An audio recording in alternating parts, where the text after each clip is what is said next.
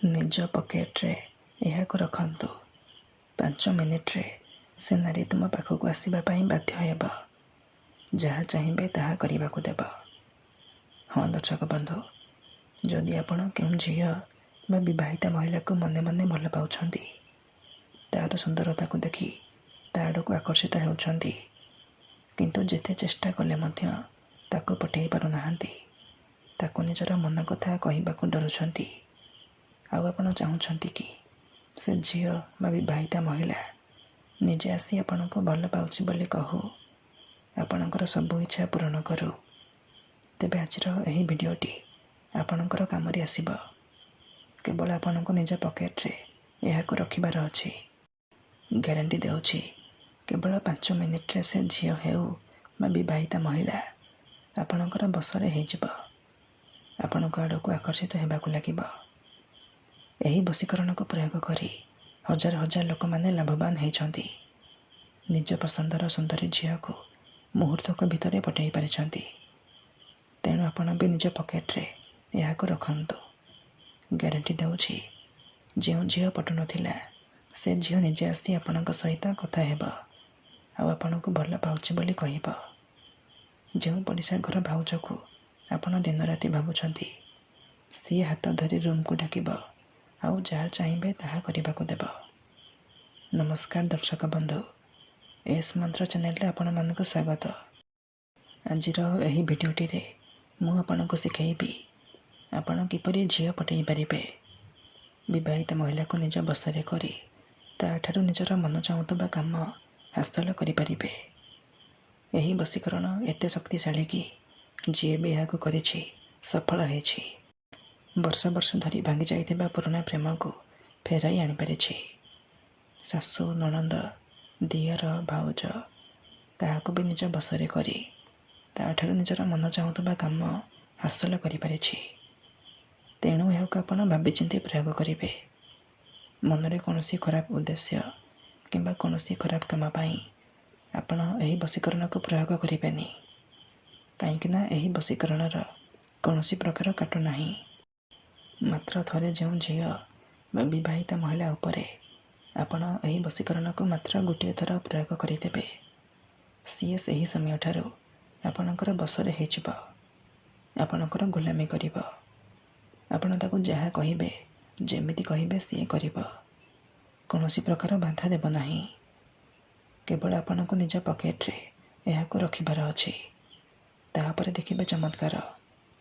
କେତେଥର ଏମିତି ହେଇଥାଏ କି ଆପଣ ଯେଉଁ ଝିଅକୁ ଭଲ ପାଉଛନ୍ତି, ସିଏ ଆପଣଙ୍କୁ ଭଲ ପାଏନି, ଅନ୍ୟ କାହାକୁ ଭଲ ପାଏ, ଆଉ ଆପଣ ତା ପଛରେ ଗୋଡ଼େଇ ଗୋଡ଼େଇ ନିଜର ସବୁ ସମୟ ସାରିଦିଅନ୍ତି, କିନ୍ତୁ ସେ ଝିଅକୁ ପଠେଇ ପାରନ୍ତିନି। ଯଦି ଆପଣ ବି ଏହିପରି ପରିସ୍ଥିତିରେ ପଡ଼ିଛନ୍ତି, ଯେତେ ଚେଷ୍ଟା କଲେ ମଧ୍ୟ ସେ ଝିଅକୁ ପଠେଇ ପାରୁନାହାନ୍ତି, ତେବେ ମାତ୍ର ଥରେ ପକେଟରେ ଏହାକୁ ରଖନ୍ତୁ। ଗ୍ୟାରେଣ୍ଟି ଦେଉଛି, ସେ ଝିଅ ନିଜେ ଆସି ଆପଣଙ୍କ ସହିତ କଥା ହେବ, ନହେଲେ ଆପଣଙ୍କୁ ଫୋନ୍ କରିବ। ଆପଣଙ୍କ ପ୍ରେମରେ ଏମିତି ଦିବାନୀ ହେଇଯିବ କି ପାଗଳି ପରି ଆପଣଙ୍କୁ ଭଲ ପାଇବ। ଏହି ବଶୀକରଣ ସାହାଯ୍ୟରେ ଆପଣ ପଡ଼ିଶା ଘର ସୁନ୍ଦରୀ ଭାଉଜକୁ ମଧ୍ୟ ପଠାଇ ପାରିବେ। ତା'ଠାରୁ ନିଜର ମନ ମୁତାବକ କାମ ହାସଲ କରିପାରିବେ। ତେବେ ଏହି ବଶୀକରଣ ବିଧିକୁ ଆପଣ କିପରି କରିବେ, କେମିତି କରିବେ, ଏହାର ପ୍ରୟୋଗ ବିଧି କ'ଣ, ମୁଁ ଆପଣଙ୍କୁ ଶିଖେଇବି। ସମ୍ପୂର୍ଣ୍ଣ ପ୍ରୟୋଗ ବିଧି ଠିକ୍ ଭାବରେ ଶିଖେଇବି।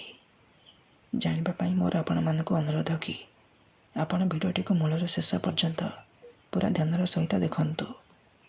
ତେବେ ଯାଇକି ଆପଣ ସମ୍ପୂର୍ଣ୍ଣ ପ୍ରୟୋଗ ବିଧି ଜାଣିପାରିବେ।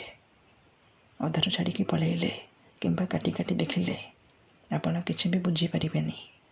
ଆଉ ପରେ ଆପଣ କହିବେ, ଗୁରୁଜୀ ଆପଣଙ୍କର ବଶୀକରଣ କାମ କରୁନି।